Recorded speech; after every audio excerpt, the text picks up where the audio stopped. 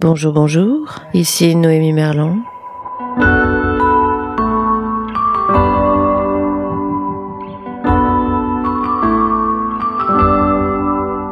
J'aime pas aborder les choses par le drame parce que, en tout cas, des choses qui me sont arrivées parce que sinon je m'écroule, quoi. Le rire, ça permet de continuer d'avancer et s'autoriser à rire, c'est s'autoriser à être en vie.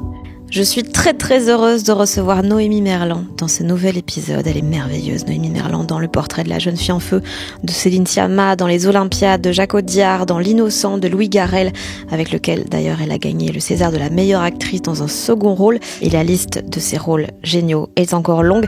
C'est une comédienne que j'admire énormément pour son talent, pour son audace, pour sa ténacité, son engagement. Donc je suis vraiment très contente de la recevoir aujourd'hui pour discuter de plein de choses, du film Les femmes au balcon, actuellement au cinéma, qu'elle a écrit, réalisé et dont elle tient l'un des rôles principaux. On a parlé notamment de comment le film a été imaginé et puis écrit en collaboration avec Céline Sciamma. On a parlé des doutes qui l'a paralysée au début de sa carrière et de ce qui lui a permis de tenir quand elle pensait qu'elle n'y arriverait jamais. On a aussi abordé la façon dont traduire les émotions au cinéma. Qu'est-ce qui est le plus difficile à jouer, comment ne pas en faire trop. Et puis on a parlé de comédie et de blagues de paix. Évidemment, c'est très important. J'espère que ça vous plaira.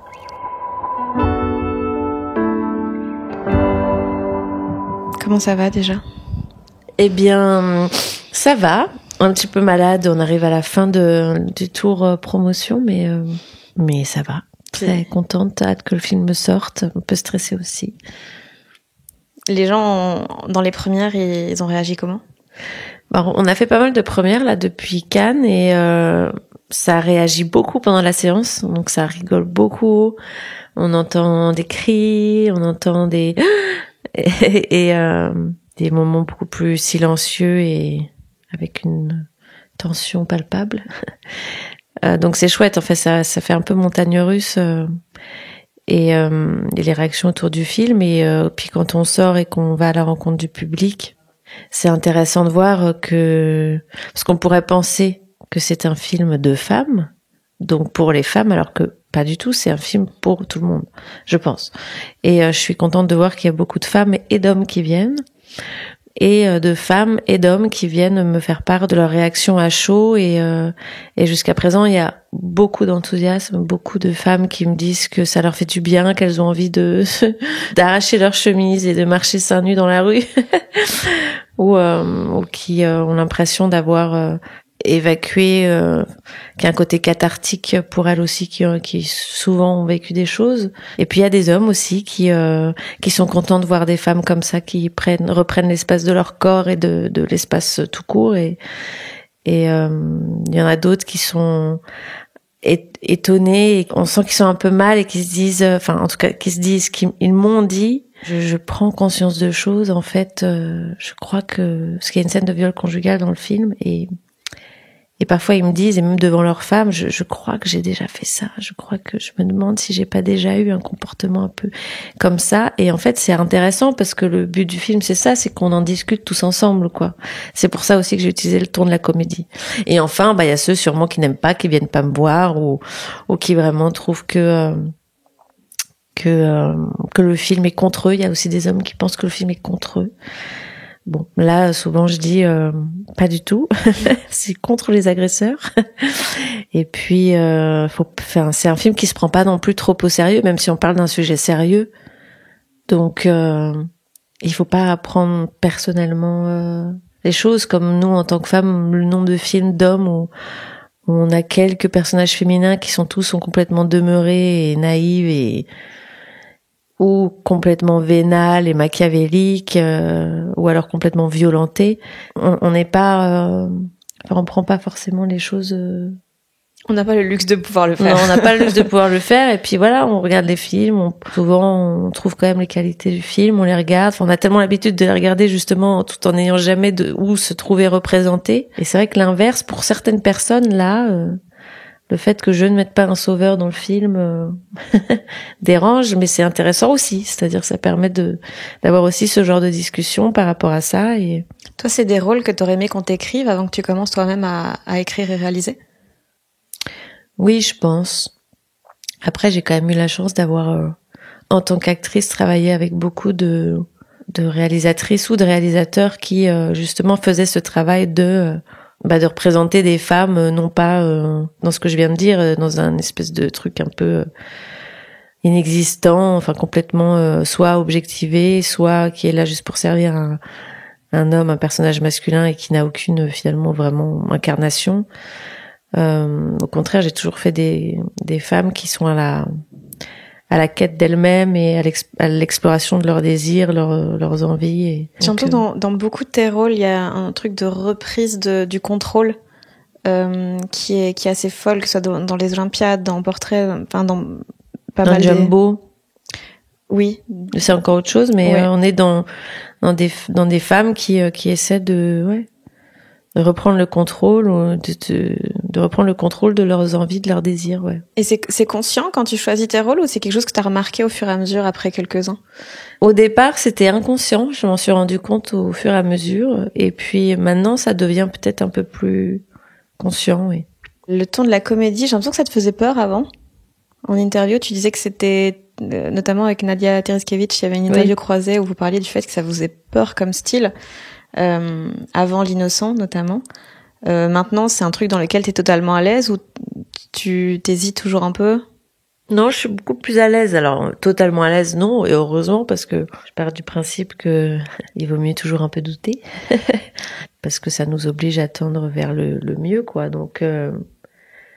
Donc oui, je doute toujours, mais que ce soit la comédie ou pas la comédie, à partir du moment où je joue, où je crée, où je travaille, enfin, je doute. Après, faut pas que ce doute prenne toute la place et nous crispe, mais ce qui était le cas avant dans la comédie, parce que j'étais pas suffisamment à l'aise, parce que dans ce qu'on nous apprend souvent, en tout cas moi, ce qu'on m'a appris au début quand j'ai commencé, c'est justement ne pas en faire trop, ne pas trop déborder, ne pas trop... Donc je sais pas, j'ai jamais osé. Puis j'ai jamais eu des quelqu'un comme Louis Garrel qui me pousse à me dire en fait c'est pas grave si tu te trompes. Enfin, en fait il est très bienveillant quand on est dans la recherche du jeu, dans l'exploration du jeu et des personnages. Et moi je me souviens quand j'ai commencé en cours Florent, parfois à travailler des rôles comiques. En fait il y avait tout de suite un truc de c'était dur en fait la manière de. Moi je me rends compte quand on est dur avec moi, on peut pas tirer grand chose. J'arrive, c'est pas que je me braque, mais du coup j'ai peur et je m'enferme. Alors que plus on est dans un travail où on se parle, on s'explique les choses, on cherche ensemble avec de l'amusement et tout ça, plus en fait je donne et plus je vais loin. Et c'était le cas avec Louis, il était vraiment genre, mais si tu te trompes, c'est pas grave. Si tu ris trop fort, trop aigu, au contraire, si tu fais des grimaces, si t'as une tête chelou, c'est pas grave. Et c'est un peu l'inverse de la méthode de travail que j'avais pu avoir au début, quoi, où c'est vrai, parfois on tombe sur des gens, surtout au début de carrière, quand on est une jeune femme, qui sont un peu dans la tyrannie. Ils se disent que, mais ça c'est un espèce de mythe de la création, soi-disant quand on manipule, on tyrannise, on va secouer comme ça un comédien, on va tirer des choses de lui beaucoup plus grandes, beaucoup plus folles, beaucoup plus fortes. Et en fait, moi je pense exactement l'inverse maintenant. Tantôt tu parlais du doute. Est-ce que le cinéma c'est un endroit où on a le droit de montrer les remises en question? Parce que j'ai l'impression qu'il y a quelque chose, un peu comme le sport, il faut toujours se vendre, il faut toujours montrer qu'on est capable de tout. Peut-être c'est une image oui, mais oui, il y a un truc comme ça parce que quand on dit ça pour les autres, ça peut donner confiance. Quelqu'un qui dit qu'en fait et vu que c'est des métiers où on doit prendre sur les épaules toute une équipe, tout un film, ça coûte beaucoup d'argent et puis en tant que comédien, il faut avoir tout un rôle, plus de la promo à soutenir. Plus on a l'air de douter ou d'être un peu fébrile, moins ça fait confiance pour les personnes, toujours pareil, qui mettent l'argent. Donc, je pense que c'est pour ça. J'ai pas trop réfléchi à ça, donc je pense qu'il y a d'autres raisons, mais moi, je trouve qu'il y a un côté sain aussi en fait, c'est bien de douter, c'est même, c'est sain, et ce que je disais tout à l'heure, c'est ce qui nous permet de remettre en question des choses et d'aller réinventer de nouvelles choses, d'aller plus en profondeur dans la réflexion, dans la collaboration, puisque quand on doute, du coup, on va aussi demander de l'aide aux uns aux autres, et du coup, on va réfléchir ensemble. Et j'ai l'impression que quand on avoue qu'on doute, ça détend aussi un peu l'atmosphère partout. En tout cas, je parle des équipes, alors peut-être pas des financiers qui, eux, du coup, vont avoir peur, mais en tout cas, dans l'environnement créatif, ça montre une part d'humanité, justement. Donc moi, douter dans la vie, je pense que c'est au contraire, c'est une des choses presque les plus importantes. Après, il faut juste, comme tout, pour pas que ça prenne trop d'ampleur. Faut aussi se faire confiance, mais c'est un doux mélange entre les deux. Et toi, il y a un moment où ça a pris trop de place? Oui, mais moi, c'est surtout quand j'ai commencé. Surtout en tant que femme, on nous aide pas à avoir confiance en nous. On nous aide pas souvent. On nous met dans la tête. Je parle surtout de mon expérience que si on doute ou si on doit avoir de la confiance, ça va passer par quelque chose de physique. En fait, tu dois mettre toute ton énergie sur à quoi tu ressembles, quoi. Et là, tu peux avoir de plus en plus de confiance, plus t'es jolie, plus t'es machin, Et donc, j'ai peut-être focalisé un peu trop là-dessus quand j'étais plus jeune, bien que j'ai encore des trucs qui des restes, quoi. Mais en fait, la confiance après dans le travail, en tant que comédienne, en tant que scénariste ou réalisatrice, j'ai douté énormément mais trop, hein, parce que je doute toujours, mais vraiment trop, où ça pouvait me crisper, ou même en interview où j'étais tétanisée, j'arrivais même pas à faire c'est pour moi, je faisais des crises de panique dès que je devais faire une interview là comme ça, c'était genre c'était un calvaire, c'était comme prendre l'avion, je paniquais 15 jours avant, c'était parce que j'avais pas eu l'habitude de prendre la parole. J'ai commencé en étant mannequin, donc c'était vraiment genre tais-toi quoi, de toute façon voilà, on est là pour ton physique, le reste c'est tais-toi. Donc il y a un endroit où j'ai jamais trop osé prendre la parole et je sais pas, je pense que le doute, ce sentiment de l'imposteur qui existe chez les hommes et les femmes est quand même un peu plus fort chez les femmes, puisque je sais plus selon quelle étude, une femme qui a fait des plus hautes études que d'autres hommes, elle va se retrouver à pas oser postuler pour le métier pour lequel elle est qualifiée, donc un métier haut placé, je sais pas comment dire ça, alors que les hommes qui ont un diplôme moins important vont tout de suite, sans réfléchir, postuler pour un boulot ce fameux boulot plus haut placé. Donc ça montre bien que nous, le doute chez nous, parce que justement on n'a pas eu accès suffisamment à l'espace créatif, artistique, mais même l'espace de la rue, public, mais aussi de la société en général. Nous, c'est vraiment l'intime chez nous, à la maison, qui a vraiment, d'ailleurs, dans les représentations de films ou de tout, c'est souvent les femmes sont représentées dans l'intime et les hommes à l'extérieur, à l'aventure. Donc, ça montre bien que on a été ce doute qu'on a installé en nous, il nous empêche aussi de faire beaucoup de choses, quoi. Il nous crispe, il nous oppresse. Moi, j'ai mis du temps à m'en défaire et je m'en défais parce que je me force à me lancer, même si j'ai peur. C'est un peu ma dynamique de travail, de pensée, et puis aussi parce que je suis extrêmement bien entourée de gens extrêmement bienveillants qui m'entourent. C'est là où la sororité est hyper importante, de femmes qui m'aident. Je parle de Céline Sciamma pour mon film, mais aussi mes amis, Sanda Codreanu, et puis plein d'autres qui voilà, où il y a de l'entraide, où en fait le fait de ne pas me sentir seule, j'ose faire plus de choses. Je parle beaucoup, hein, pardon. C'est le but. Je suis en roue libre. Et c'est quoi le truc qui t'a fait le plus peur dans ta carrière? Ou vraiment t'as dû te forcer pour oser mettre le pied dans l'étrier, quoi? Les interviews, j'avoue que c'était ce qui me tétanisait le plus. C'était vraiment une horreur. Et puis le pire, c'était les plateaux télé, en direct. Les tout débuts, Et en fait, plus on le fait, c'est comme pour tout, plus on le fait, moins on a peur au bout d'un moment, parce qu'on s'habitue, quoi. Qu'est-ce qui m'a fait le plus peur? Surtout au début, où je me suis dit, j'y arriverai jamais, en fait. J'y arriverai jamais, et donc c'est pas exactement pour les mêmes raisons, mais parce que je me retrouve dans des situations où je me dis, en fait, quand tu connais personne dans ce métier et que t'arrives avec plein de rêves et plein d'envies et surtout tu travailles, quoi. Moi, j'étais au cours Florent et je bossais chez moi des heures toute seule, les textes, les machins. Et puis tu te retrouves à faire des rendez-vous ou à appeler les agents qui te disent ah non, on n'aime pas ce que vous faites, vous ferez jamais ce métier. Enfin, tu te prends des noms, puis des phrases méchantes et puis ensuite tu penses faire un rendez-vous où il y a un mec qui te trouve intéressante et tu te dis que c'est pour ton travail et puis en fait tu te rends compte que non, que c'est pour autre chose. À un moment donné t'as envie de baisser les bras, quoi. Mais voilà, je me suis accrochée et finalement j'ai eu la chance j'ai eu la chance, oui, c'est pas qu'une question de chance, Mais j'ai enfin rencontré à un moment donné des personnes qui pensent au travail et à la création réellement et qui se servent pas de la création pour pouvoir dominer. Et là, j'ai pu travailler avec ces personnes et sortir des choses de moi et puis des choses de moi qui intéressent et puis petit à petit ça s'est fait comme ça quoi. Et c'est quoi qui t'a fait tenir? Mon envie de faire ce métier. J'aurais jamais laissé ça me faisait peur mais j'aurais jamais laissé j'aurais pas pu abandonner pour des gens qui se comportent mal quoi, ça m'aurait que ça soit ces personnes-là qui se mettent en travers de mon rêve, c'était pas possible quoi.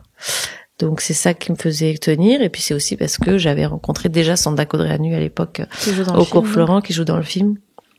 J'avais déjà rencontré des gens extraordinaires ou même des potes du Cours Florent qui eux aussi même en tant que mecs se retrouvaient avec les mêmes problématiques. Il y a beaucoup de jeunes comédiens qui se retrouvent aussi face à des hommes qui leur demandent des choses atroces pour pouvoir avoir un rôle et eux ils en parlent encore moins parce qu'ils en ont encore plus honte mais au début, on était tous là, notre bande de Cours Florent, là, on se disait, putain, comment on va faire, quoi.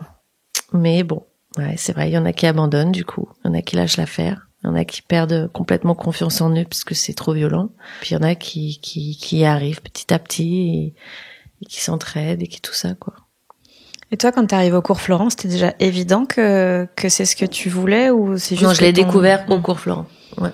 Je l'ai découvert sur le plateau. J'avais jamais fait de théâtre, d'acting en général, et c'est en me retrouvant sur le plateau à dire un texte, à exprimer des choses par le corps que j'ai compris que c'était ça absolument que je voulais faire. Quoi. Pourquoi ?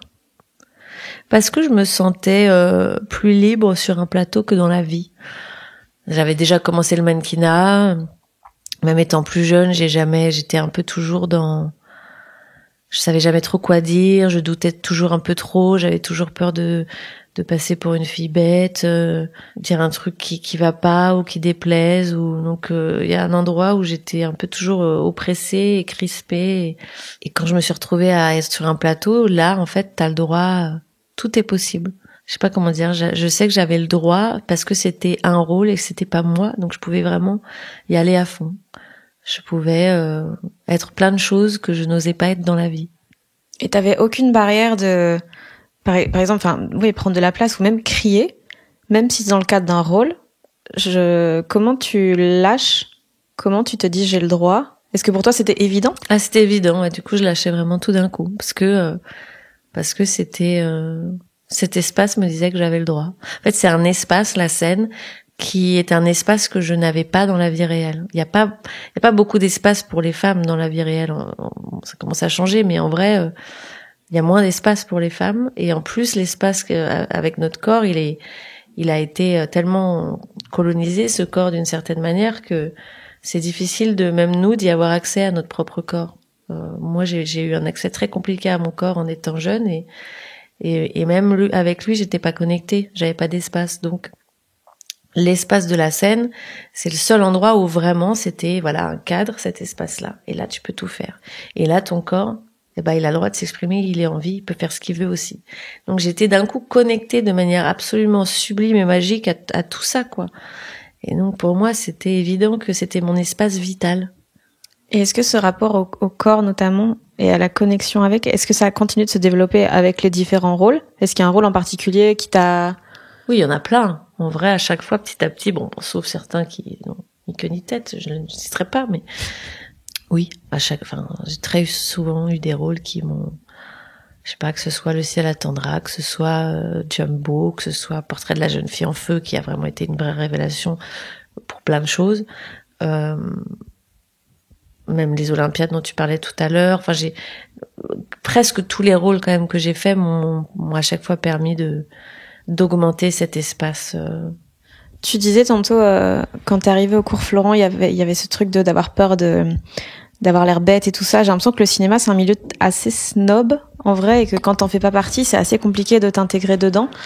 Est-ce que justement c'était d'autant plus dur d'arriver en n'ayant pas trop de connaissances dans le cinéma, je sais pas, c'était... Oui, alors soit on est repéré un peu en casting sauvage, donc ça arrive pas mal, soit on est quand même plus ou moins déjà du milieu.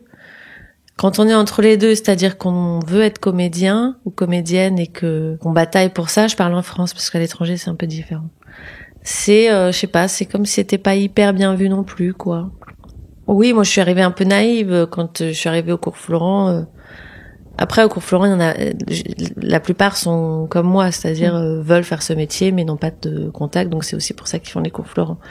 Mais c'est vrai qu'après, quand on commence à se frotter au réel milieu, bah on est tout de suite un peu vu comme des espèces de jeunes qui veulent réussir, et on nous voit comme des gens je voyais dans le regard on est un peu maltraités dans le sens où on est un peu moi je me suis déjà fait insulter parce qu'on me disait un comédien connu comme ça, parce que je m'étais justement retrouvée, je sais pas pourquoi, j'avais réussi à avoir une invite comme ça, une soirée où il y avait que des gens un peu connus et qui avaient voulu qui avaient voulu me draguer et me ramener chez lui, et j'avais dit bah non, et qui m'avait vraiment insulté devant tout le monde, mais vraiment devant tout le monde, en me disant que j'étais une petite conne, les filles comme moi qui savaient voilà ce qu'on voulait et qu'on était des petites putes en gros.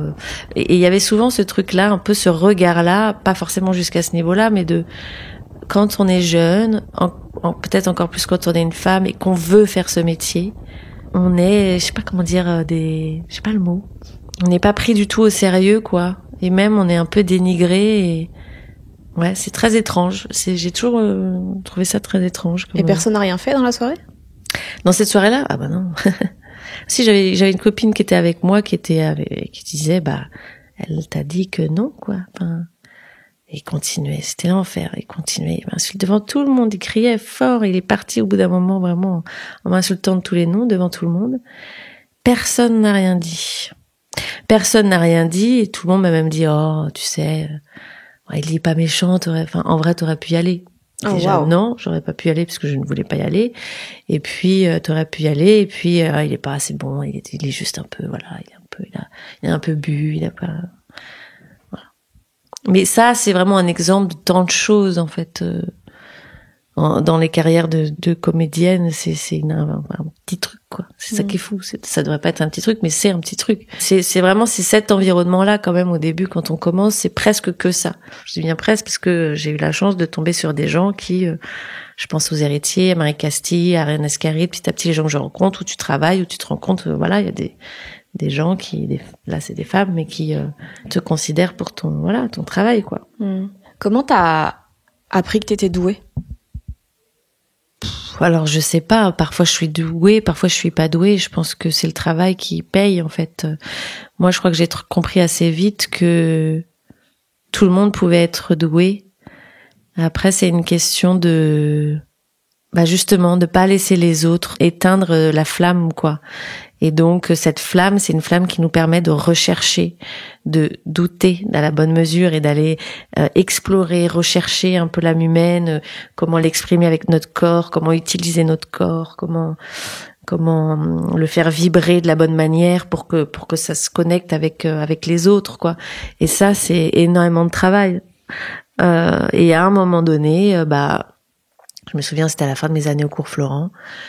Je passais mon temps à répéter seule dans ma chambre, plein de textes, plein de monologues, et je cherchais plein de manières de sortir les mots, de bouger mon corps, et j'essayais de trouver l'endroit où un jour je sens que là, tiens, il y a une vibration, je le sens, c'est différent.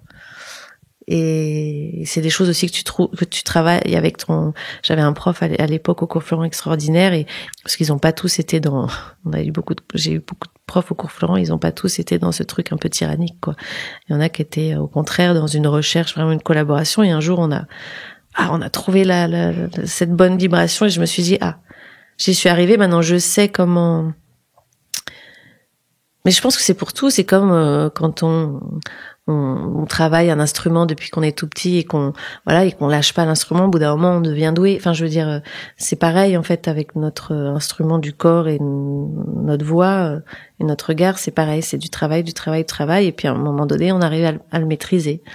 Et parfois on se retrouve dans des films où ou qui nous amène complètement ailleurs, donc on n'est pas complètement dans notre zone de confort, et donc il peut ressurgir des choses très belles comme des choses plus maladroites et moins belles, quoi. Mais dans ton jeu, j'ai l'impression qu'il y a quelque chose de très calme, il y a beaucoup de place pour l'interprétation des gens, et ouais, c'est beaucoup via des regards, via des silences, je trouve.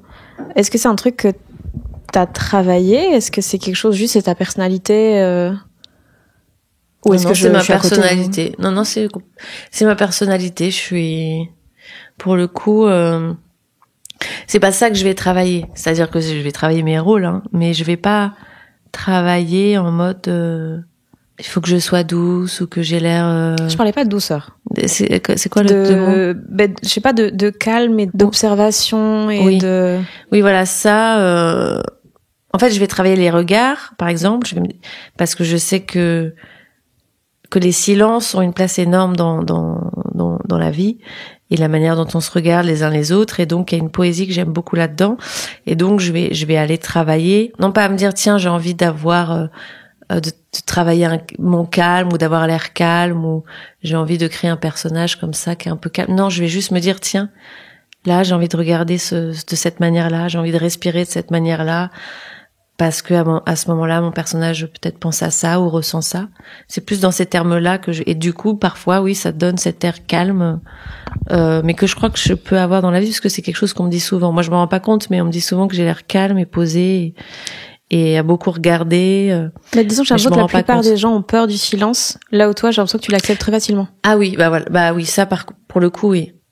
Pour le coup, j'ai pas du tout peur du silence, au contraire, je trouve ça très beau, le silence. Mais oui, c'est vrai. Même parfois dans la vie, il y a des gens qui sont mal à l'aise parce que je peux être à côté d'eux comme ça, même quand je les connais pas. Juste on se regarde et on se tait, quoi. Et il y a des gens, oui, ça les met très mal à l'aise. Mais moi, je me rends pas compte, ça me met pas mal à l'aise, quoi. Parfois, je trouve ça beaucoup plus gênant de dire plein de trucs et en fait, on parle trop vite, on dit n'importe quoi et après on a honte. Alors qu'au moins, si on se dit rien, bah, je sais pas. Je capte. Est-ce qu'il y a eu un switch? Est-ce que c'était ça la vibration dont tu parlais tantôt, de réaliser que au bout d'un moment tu ne jouais plus à quelqu'un qui joue, mais tu ressentais les choses? J'ai l'impression que c'est très dur et que beaucoup de comédiens, on voit qu'ils jouent à quelqu'un qui joue, quoi. Oui, alors après, ce qui est un peu compliqué, c'est qu'on se rend compte aussi que c'est pas parce que on ressent vraiment l'émotion en tant que comédien, et par exemple il y a une scène de pleurs et genre on pleure vraiment, bah parfois elle va pas rendre aussi bien à l'écran et connecter autant avec les gens qu'une scène où en fait on a juste une larme qui coule et on n'a rien ressenti, quoi. Après là on part dans le détail de la création, mais c'est sûr que c'est toujours mieux de ressentir en tant que comédien, on préfère, mais ça marche pas toujours, quoi. C'est pas parce qu'on a ressenti à chaque fois. C'est là où la mise en scène, la manière dont le montage va être fait, dont le rythme du film va être trouvé, le plan que le réalisateur a mis, son assemblage d'idées et tout ça, souvent c'est aussi ça qui va être porteur d'émotion, où le comédien va d'un coup transcender alors qu'il a pas forcément ressenti. Donc c'est vraiment, ça dépend des films, ça dépend de la manière, en fait, du style du film. C'est sûr que si on part dans des films plus de Keshish par exemple, là c'est sûr qu'on sait que, en plus, qu'elles ont vraiment souffert sur le tournage. On sait que c'est des vrais pleurs en plus. On parle de La vie d'Adèle, là. Ouais, La vie d'Adèle, pardon. Et t'as d'autres films où on pleure pas du tout vraiment, et pourtant on ressent aussi, et c'est juste. C'est pas hyper frustrant? Bah, au début ça l'est. Parce que c'est vrai que, enfin, ça dépend des comédiens. Je sais qu'il y en a, ils préfèrent, au contraire, et ça les protège d'une certaine manière, et puis ils savent très bien que ce qui est important, c'est que le spectateur, voilà, se connecte, et mais c'est vrai qu'il y a un côté exutoire, défouloir, de pouvoir ressentir et de pouvoir se connecter réellement à son personnage. Quand un comédien, on a l'impression d'être vraiment connecté à lui, il y a un côté qui est rassurant, quoi. On se dit, ah putain, il est là, le personnage, il est avec moi, je vibre avec lui. Donc ça nous donne confiance, mais c'est pas forcément gage que ça marchera plus qu'autre chose, quoi. Toi, des fois, t'as peur de trop donner, que ça te mette trop dans une position un peu de don de soi comme ça, en gros se mettre à poil devant, vis-à-vis de tes émotions, quoi. Non, ça me dérange pas. Après, là où ça me fait plus peur, c'est que parfois, souvent, quand on commence en tant que comédien, même moi, beaucoup, j'ai été comme ça, même parfois j'ai des relents de ça, de vouloir trop en faire, de vouloir trop donner, de vouloir trop montrer qu'on arrive à pleurer, trop montrer que... Et le syndrome un peu de la bonne élève. Ouais, mais c'est un côté...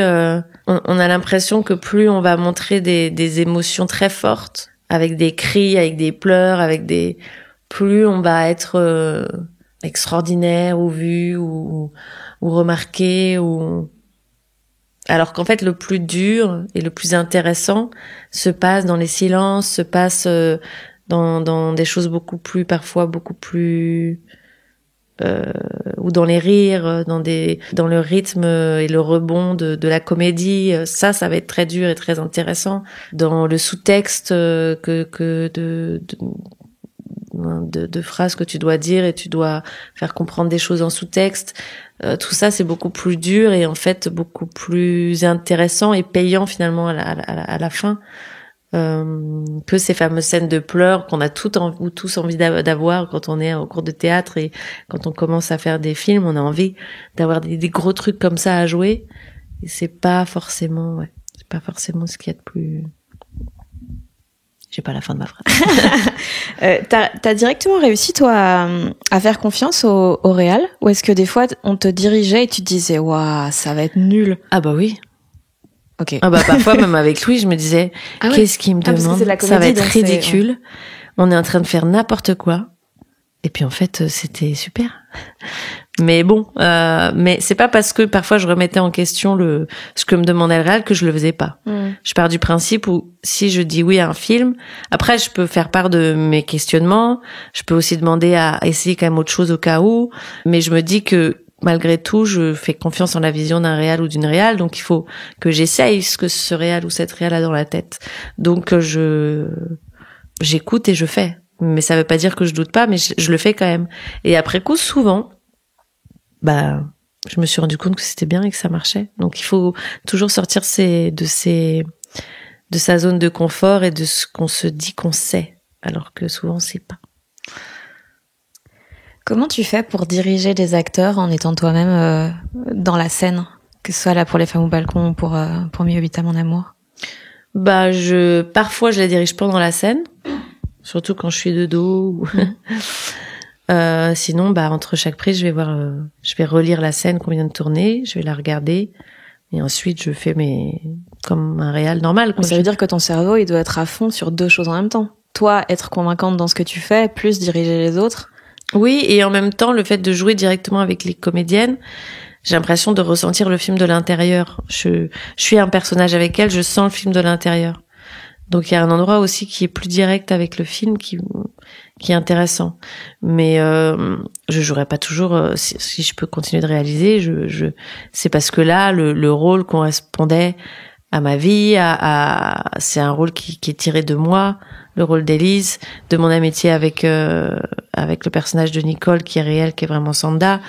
Donc et puis je fais des choses dans le film que j'aurais pas pu demander à une autre comédienne. Je parle de la scène chez Généco, on va pas dévoiler, mais il y a des choses que j'aurais pas pu demander à quelqu'un d'autre.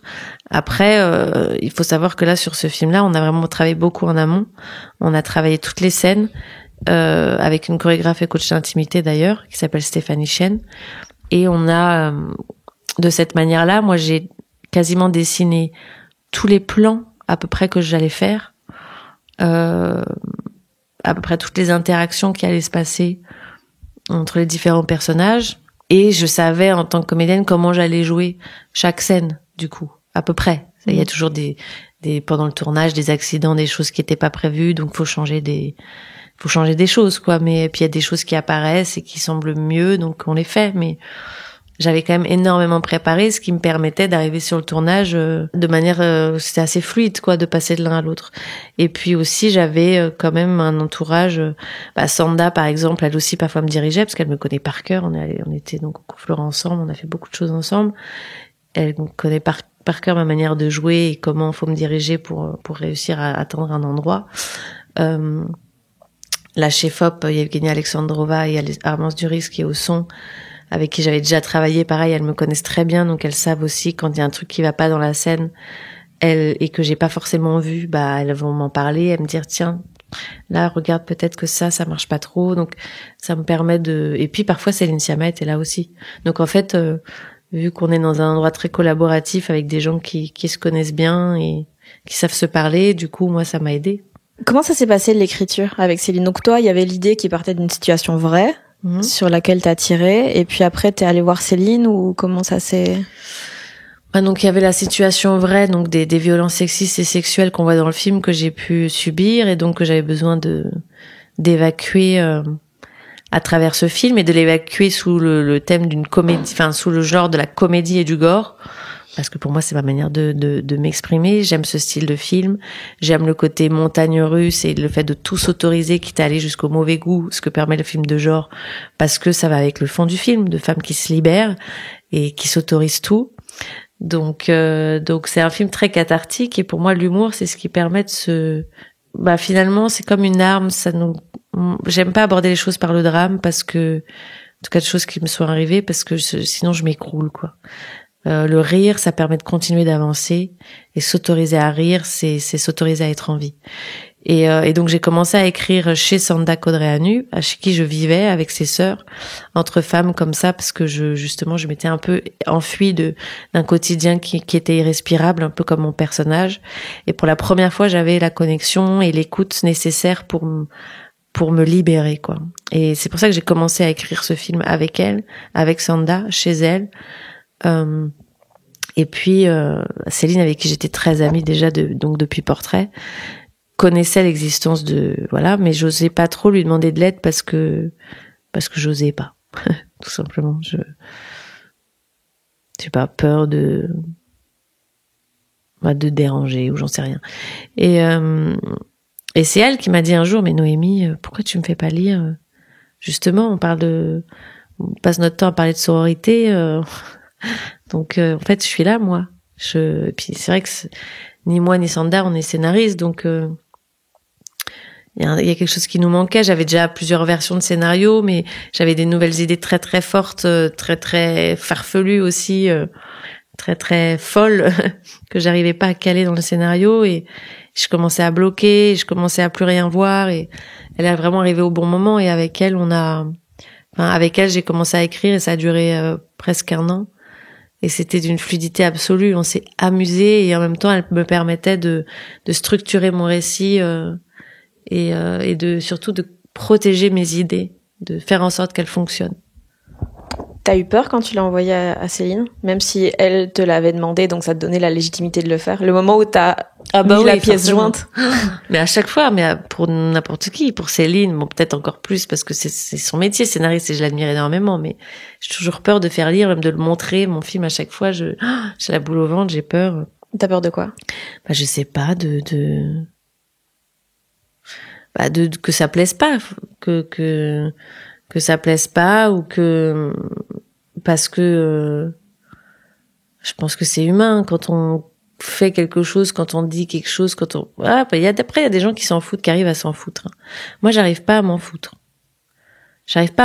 Quand les gens aiment pas, ou quand les gens le prennent mal, ou quand les gens j'arrive pas à m'en foutre. Non, ça me rend pas bien. Je comprends. Mais tu le prends perso, c'est un peu comme un rejet de toi, ou vu que... Je sais pas. Peut-être. Je sais pas du tout. Ok. C'est quoi l'émotion la plus dure à jouer? Je parle pas en termes d'émotion, pour le coup, je parle plus, par exemple, jouer une scène où on est censé être bourré, c'est très très dur, mais vraiment très très dur. Ça, moi, j'ai vraiment mal à le faire. Et tu bois un peu, ou oui, bien pas sûr, tant? je n'en devrais pas le dire, mais ça m'est arrivé parce que c'est impossible. Il y a rien de pire que de faire, ou alors il faut vraiment trouver. Moi, j'ai pas encore trouvé la manière de jouer faussement bourré. C'est trop dur de se dur. projeter. Après, oui, parfois juste un verre t'aide à, mais bon, on va pas donner des mauvaises idées. Non, il faut essayer de trouver sa manière sans boire de. Je sais plus qui disait, un comédien, que juste il gargarisait avec de l'alcool, ça lui donnait un peu, tu vois, l'haleine, l'impression d'avoir. Oui, d'avoir il bu. y a une connexion un peu. Oui, c'est un peu ça. Mais c'est hyper dur. Moi, je trouve que c'est hyper dur. Après, je dirais les scènes, la surprise, c'est très très dur à jouer. Surtout la surprise quand par exemple, t'apprends la mort de quelqu'un ou t'apprends des espèces d'états de choc comme ça. C'est en plus pas des choses qu'on vit très souvent dans la vie, donc c'est plus dur d'aller se connecter. Alors, pourtant, moi, ça m'est déjà arrivé d'avoir des espèces de chocs comme ça émotionnels. Mais en fait, vu que c'est quand même assez rare dans nos vies, parce que par exemple les crises, les pleurs, les scènes d'amour ou les scènes quand tu avoues qu'il y a une scène d'émotion entre copines, c'est des choses quand même qu'on vit assez souvent. Donc en tant que comédien, on peut analyser comment ça fonctionne, comment ça marche, comment on parle dans ces cas-là, comment on se touche, comment on peut partir de choses très concrètes, mais la surprise, je sais pas, c'est quand même un peu moins vécu et du coup il y a plus de chemin à faire pour retrouver les mécanismes, quoi. Et c'est quoi l'émotion que tu préfères jouer? Je crois vraiment le bonheur, les moments d'exaltation, de félicité, ça c'est chouette à jouer. Moi j'adore jouer ça. Comment t'arrives à ce que je trouve ça assez dur, enfin de l'extérieur. Pendant 2-3 mois, t'es en tournage et il faut être constant dans ton jeu, dans ton personnage. Il faut, quels que soient tes états d'humeur au fur et à mesure des 2-3 mois, tu dois donner la même chose pour que ton personnage soit cohérent. Alors que des fois, peut-être tu vas pas bien, peut-être t'es pas dans le mood, peut-être machin. Ça, pour toi, ça fonctionne de toute façon, c'est évident parce que c'est ton métier, ciao, ou il y a quand même des fois où tu dois... Oui, non, c'est pas évident pour le métier d'acteur et c'est pour ça que parfois on les voit un peu comme des bêtes curieuses et pas forcément justement bavardes avec l'équipe ou parfois trop parce qu'en fait c'est un métier où t'es obligé d'aller jouer avec tes émotions tout le temps et d'aller jouer de parler, de te mettre dans des états où t'as pas envie de te mettre. Donc il y a quelque chose d'assez violent dans ce métier, surtout quand tu le fais tous les jours pendant 2 mois. T'as des jours où vraiment tu vas pas bien et tu vas devoir soit en rajouter vraiment en pleurant et en faisant des scènes atroces, ou au contraire aller dans des blagues, dans le rire et tout ça, ou même faire des trucs d'action où tu dois te retrouver dans l'eau, enfin des trucs où faire une scène de viol ou j'en sais rien, où tu te dis putain déjà ça va pas. Alors que si tu fais un autre métier, tu vas pouvoir cacher tes émotions à l'intérieur de toi. Tu vas pas être obligé d'aller te faire violence par rapport à tes émotions. Et tu peux quand même travailler. Alors, je vais pas passer en revue tous les métiers. Je pense qu'il y en a d'autres qui sont beaucoup plus compliqués que le métier d'acteur. C'est pas c'est pas ça que je veux dire. Mais il y a à cet endroit-là, le métier d'acteur est compliqué. J'ai l'impression que dans beaucoup de métiers, tu peux être mauvais un jour, c'est pas grave. Personne le verra. Oui, et là, c'est vrai qu'on doit être bon. Après, ça arrive qu'on rate notre journée et que du coup, il y a des reshoots de prévus. Okay. C'est rare parce que ça coûte de l'argent, mais parfois parfois on est très malade en fait. L'acteur quand il est malade, sauf s'il est vraiment à moitié au bord du gouffre, il tourne. Il tourne parce qu'en fait perdre une journée de travail, ça coûte une fortune. Et pour les productions, donc les comédiens doivent jouer même quand ils ont 42 fièvres, qu'ils ont le nez complètement pris et qui sont au bout, et il faut qu'ils trouvent moi j'ai joué avec le poignet cassé sans mettre d'attelle ou de plâtre parce que il fallait que je joue mon rôle, donc je m'appuyais dessus, je faisais comme si j'avais pas le poignet cassé alors j'ai le poignet cassé quoi. Il y a des trucs qui sont un peu violents en fait et Et donc, tu peux te retrouver à avoir du mal à gérer toutes tes émotions, quoi, sur un plateau à cause de tout ça, quoi. Mais bon. Quand t'étais au cours Florent, il y a un truc que t'as appris, c'est à être ici et maintenant. Oui, parce que je disais tout à l'heure, parce que justement, j'ai une connexion avec mon corps, avec l'espace, avec des mots, des choses à dire. Et moi qui savais, surtout à l'époque, j'aimais quoi dire dans la vie, là d'un coup, il y avait une... Et en fait, pour qu'une scène fonctionne, souvent, on parlait des pleurs tout à l'heure, c'est pas de s'en ressentir réellement les pleurs, c'est ne pas penser, tiens là, est-ce que ce que je suis en train de dire, je le fais bien? Est-ce que ça marche? Comment je devrais le faire? Quand on est en train de jouer, il faut qu'on ne pense pas à ce qu'on est en train de faire. Donc c'est être ici et maintenant. Il faut qu'on pense pas qu'il y a des gens qui nous regardent, qu'il y a une caméra, qu'on est en train de dire ces mots-là. Non, en fait, faut juste être là comme si on était en train de découvrir ce qu'on était en train de dire alors qu'on connaît par cœur le texte. Donc c'est presque un endroit de méditation absolue, quoi, de juste de se connecter comme ça avec l'atmosphère et sans trop réfléchir, quoi. C'est très dur à expliquer. J'ai lu que tu t'entourais d'amis marrants parce que toi, tu t'es pas marrante. Bah, parce que moi, c'est vrai que je parle pas beaucoup dans la vie.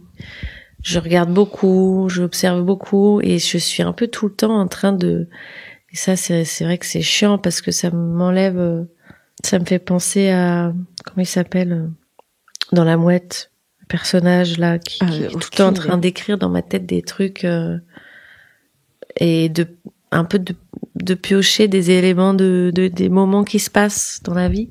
Et vraiment, c'est devenu de pire en pire. C'est-à-dire que ça a pris toute une place. Et je n'arrive pas à dire à mon cerveau, en fait, arrête de regarder tout en mode, ça va être dans un film. Donc, en fait, c'est un enfer. Bref. Et donc, non, dans la vie, c'est vrai que ma famille est très drôle, par exemple. Et j'ai toujours été entourée de gens très vivants. Et qui ont, et donc mes amis aussi, qui ont une manière parce que je pense que je m'imprègne beaucoup des autres. Et donc, si je vais être entourée de gens qui vont être plutôt avec un regard très premier degré et très noir, je vais m'en imprégner aussi. Et en fait, je me rends compte que j'arrive moins à avancer et à vivre avec un regard très noir et très premier degré, alors que j'arrive beaucoup mieux à vivre et à mettre du souffle dans ma vie et à avancer avec des personnes qui arrivent à avoir un deuxième, troisième, quatrième degré sur les choses, à avoir un peu d'absurdité dans le monde, et parce que c'est, enfin, il y a des choses tellement horribles, et donc sans cet humour-là, sans ce côté un peu rebondissant et un peu doux, un peu fun, je crois que ça serait une catastrophe. Donc et du coup je m'imprègne, c'est pas tant que je le suis pas, je peux l'être, mais en fait je peux révéler cet humour-là que si je suis avec des gens qui ont cette couleur-là, en tout cas dans la vie. Et je serais pas drôle si je suis avec des gens qui sont pas non plus dans l'humour, quoi. Donc mais si du coup t'es en permanence dans l'analyse de ce qui se passe et que tu notes des choses dans ta tête, c'est l'inverse d'être dans ici et maintenant. C'est pour ça que quand je joue, je suis ici et maintenant, parce que là au moins je suis juste quand je joue ou que je crée, enfin où je suis vraiment sur le plateau, c'est l'endroit où je suis le moins enfin quand je joue surtout, je suis le moins à penser puisque je suis juste à être. Et dans la vie, ça te manque pas alors? Dans la vie, bah si, mais je me force, je me fais violence pour arrêter de penser en permanence à noter toutes les scènes, tous les machins. Mais c'est vrai que c'est pas évident. C'est pas évident. Si je suis ici et maintenant quand je suis avec mes chiens, par exemple. Quand je suis avec mes chiens, bah ils demandent à être très présent, à être peut-être si j'avais des enfants, ça c'est pardon de rapprocher les enfants et les chiens, mais j'imagine que tu t'es focalisé sur tes enfants, t'as pas le temps il y a une certaine vigilance à avoir, quoi. Donc c'est vrai que quand je me promène, c'est pour ça que je me promène beaucoup. Quand je me promène et que je suis un peu connectée à la nature ou quoi, c'est les moments vraiment de calme et de ici et maintenant, comme on dit. mais il faut que je l'apprenne à le faire davantage, surtout quand je suis avec ma famille, avec mes amis. Mais ils sont tellement inspirants que du coup, je suis tout le temps en train d'écrire, quoi. Mais bon, ils m'aident, que ce soit mon copain ou mes amis, à me dire « Amy, arrête, sois avec nous. » Ils m'aident à ça quand même de plus en plus. Okay. Et du coup, c'est pas que je suis pas avec eux, d'ailleurs, pardon. C'est que je suis presque trop avec eux. C'est-à-dire que je prends tout ce qui se dit, chaque détail, chaque regard, chaque geste, tout, je note tout de manière à, enfin, je sais pas, comme si d'un coup, d'analyser chaque moment et de les écrire, ça donnait du sens à chaque truc. Mais c'est pas un peu comme filmer un concert? C'est genre, oui, tu le captures, mais tu ne le vis pas? Bah, filmer un concert, non, parce que t'es juste à le filmer pour le filmer.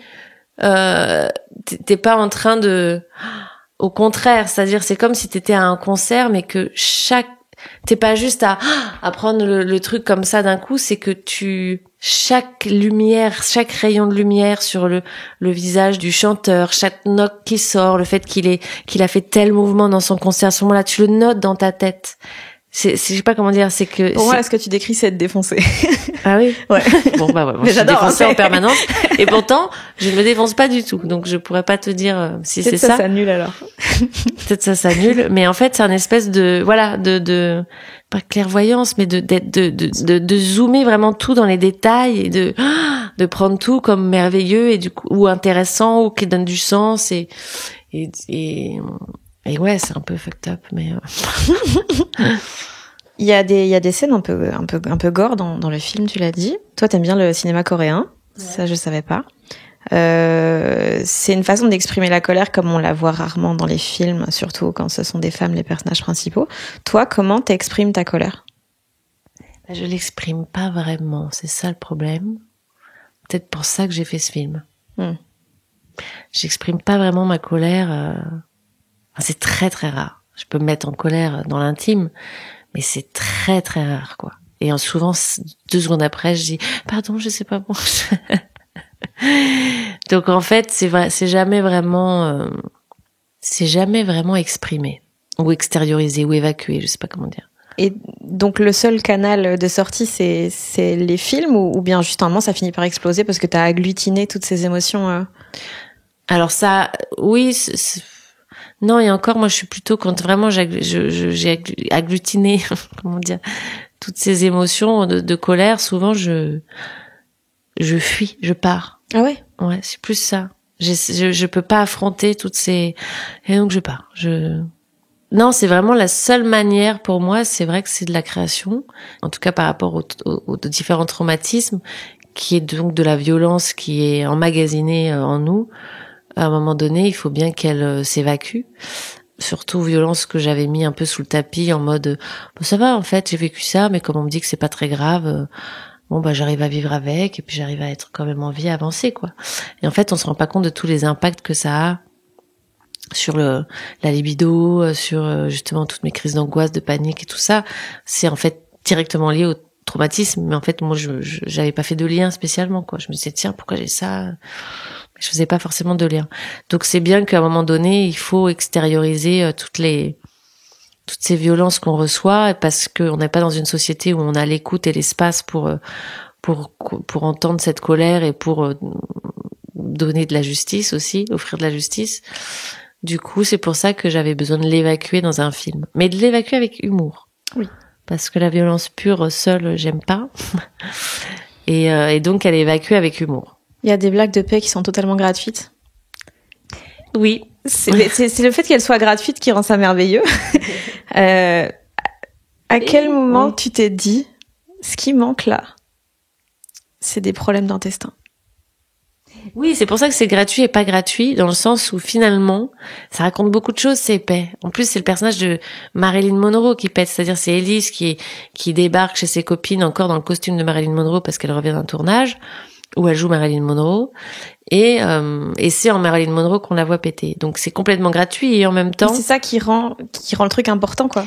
Bah qui rend le truc important parce que ça vient casser le mythe. Et casser le mythe, d'ailleurs c'est une expression qu'on dit souvent, casse pas le mythe. Bah en fait si, il faut le casser parce que c'est un mythe qui je parle du mythe de la femme objet, de la femme fantasmatique et mystérieuse, qui en fait n'est pas réellement, qui est tellement mystérieuse qu'elle en est un mystère pour elle-même, et c'est une souffrance énorme parce qu'en fait on n'est plus connecté à nos corps. Enfin, je vois Marilyn Monroe, elle incarne cette image papier glacé créée par l'homme et pour l'homme, et elle a eu d'énormes souffrances, et sa vie lui a été complètement volée d'une certaine manière. Donc de passer par cette vulgarité douce, on va dire, par ces épaisse, c'est une manière de montrer qu'elle est réelle, que c'est une personne, c'est une humaine, et que en fait son corps vit, son corps a besoin de s'exprimer, qu'elle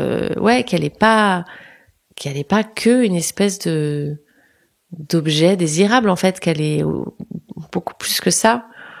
Et donc, à cet endroit, la vulgarité qui est carrément acceptée chez les hommes, et chez les femmes, c'est toujours un problème, moi, c'était ma manière d'utiliser cette vulgarité pour les désexualiser, ces femmes, pour les rendre, pour les rendre réelles.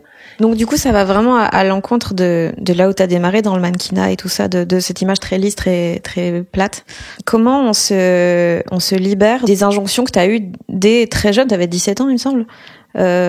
Comment on s'enlève ça alors que je suppose que tu t'es un peu créé là-dessus, sur ce qu'on te demandait au début. Sur ce côté, t'es pas là pour ton cerveau, et il faut tout bien faire, et il faut accepter les choses, et qu'on te roule dessus. On s'en défait jamais complètement. Il y a plein de choses qui restent. Par exemple, j'ai été anorexique boulimique pendant très longtemps à cause de ce métier. Parce que pourtant, je faisais 48 kilos pour 1m76 et c'était toujours pas assez mince.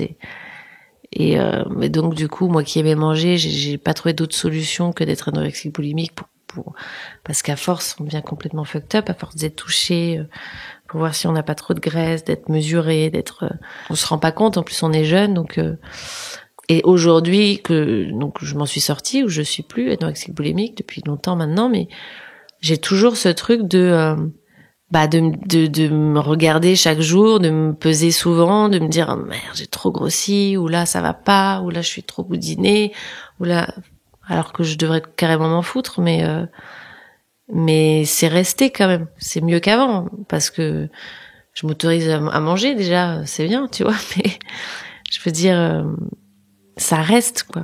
Ça reste très présent. Donc le chemin est long, mais... Attends, je sais plus sur quoi je voulais rebondir. Il y a trop de choses à chaque fois que tu dis, je suis là, mais ça, mais absolument. Je t'embrouille. Ouais, Ah oui, si. Le fait qu'il y ait des choses qui t'aient, comme tu l'as dit tantôt, un peu coupé de ce rapport à ton corps au début, de ça a changé notamment la libido et tout. Le fait de faire beaucoup de films qui parle de désir, d'émancipation, de liberté. Est-ce que c'est une reprise de contrôle? Est-ce que c'est une façon, toi, d'essayer de gérer ça? Ou est-ce que des fois, t'en as marre de souvent aborder ce thème-là? Non, j'en ai jamais marre. Alors, au début de ma carrière, ça m'arrivait d'être dénudée, mais c'est surtout parce que j'arrivais pas à dire non. J'avais la chance de commencer à avoir des rôles. Donc, vu que je suis pas pudique, à force d'avoir, justement, montrer mon corps nu en séance photo, c'est comme si de toute façon il m'appartenait plus, donc du coup au début je faisais ça plus parce que j'ai toujours eu l'habitude de faire ce qu'on me dit, mais avec le temps et ma réflexion et le fait de justement d'être de plus en plus féministe, je me suis dit mais non, si je commence à le cacher, donc à tout refuser par rapport à la nudité, alors qu'aujourd'hui je prends confiance en moi et conscience que justement ce qui est le problème, c'est pas le corps d'une femme, au contraire il faut le montrer, il faut le révéler, il faut parler de justement des désirs des femmes, explorer la sexualité. Donc au contraire j'ai envie d'explorer ça et d'utiliser ce corps pour exprimer des choses qui aujourd'hui me tiennent à cœur. Le cacher, ça serait juste une autre forme d'aliénation. Voilà, le cacher, ce serait une autre forme de acquiescer le fait que le corps d'une femme, c'est ça le problème, quoi. Qu'il faut pas le montrer, parce que sinon, on va dire, elle se montre nue tout le temps. Machin, c'est une, je sais pas quoi. Non, c'est une femme dénudée ou une femme pas dénudée d'ailleurs, faut que ça soit jamais un problème en fait. Pour toi, répéter, ça enlève la spontanéité ou ça te permet de l'être davantage? Répéter les scènes? Ouais. Ça permet de l'être davantage. Moi, j'ai l'impression que plus on travaille en amont, plus une fois sur le film, en fait, on pense plus à notre texte, on pense plus à putain, est-ce que ça marche, est-ce que ça marche pas. Nous, on peut aller s'amuser à trouver la vibration de la scène. Après, il faut pas répéter juste avant. C'est toujours mieux de prendre un temps avant le tournage pour répéter les scènes. C'est bien aussi de changer un peu les textes pour justement pas trop épuiser la scène, mais donc ça peut par exemple être répété toute une scène juste dans les dialogues et juste pas dans les dialogues, dans les corps et dans les regards, et donc ça nous permet de trouver plein de choses de la scène juste par la dynamique corporelle. Parfois aussi de faire toute la scène mais en mettant d'autres mots, d'autres phrases à la place de celles qui existent mais qui veulent dire plus ou moins la même chose. Tout ça permet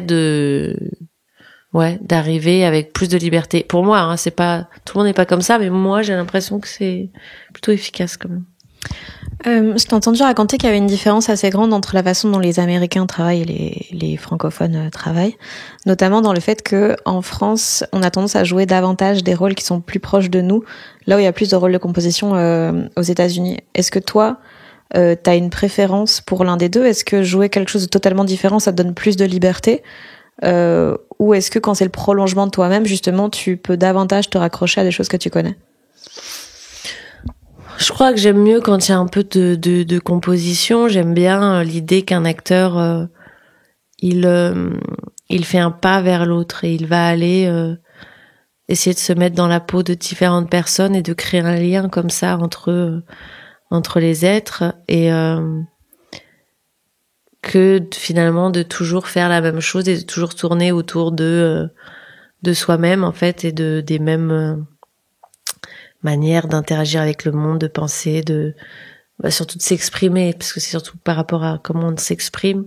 Moi, j'aime bien trouver des manières différentes de s'exprimer, et j'aime bien rendre hommage à des personnages, des personnes comme ça différentes. Ça m'excite plus. Après, ça veut pas dire que c'est plus difficile ou plus... Non, tout est difficile. C'est aussi difficile d'être proche de soi, quoi, dans un film. Mais moi, ça m'excite plus quand on est un peu plus dans les rôles de composition. Des fois, il y a des rôles que t'as acceptés, puis tu te dis, waouh, c'est beaucoup, là. Oui. Bien sûr. Genre? Jumbo. Yo, ici la Fanny du montage. Petite remise en contexte. Jumbo, c'est un film de Zoé Wittock qui parle en fait d'une jeune femme qui développe des sentiments pour une attraction de fête foraine.